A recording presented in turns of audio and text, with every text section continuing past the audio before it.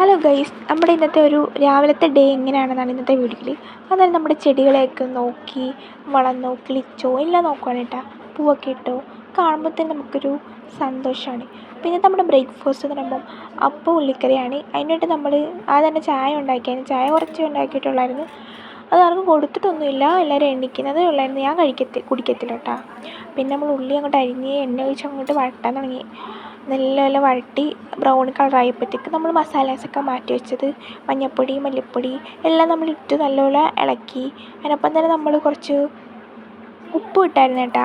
അതും ഇട്ടിട്ടുണ്ട്. നല്ലപോലെ വഴട്ടി കൊടുക്കുക. കുറച്ച് മുളക് പൊടിയാണ് നമ്മളിവിടെ യൂസ് ചെയ്യുന്നത്. എന്ന് വെച്ചാൽ നമ്മളിവിടെ കുറച്ച് എരിവുള്ള മുളക് പൊടിയാണെങ്കിൽ നമ്മൾ കുറച്ച് എടുക്കത്തുള്ളൂ. അതും കൂടെ ഇങ്ങോട്ട് നല്ലപോലെ യോജിപ്പിച്ച് ജോയിനാക്കി കഴിഞ്ഞപ്പോഴത്തേക്ക് നമ്മൾ കുറച്ച് വെള്ളം ഒഴിച്ച് അടച്ച് വെച്ച് നമ്മുടെ കറി ഇവിടെ റെഡി ആയിട്ടുണ്ട്.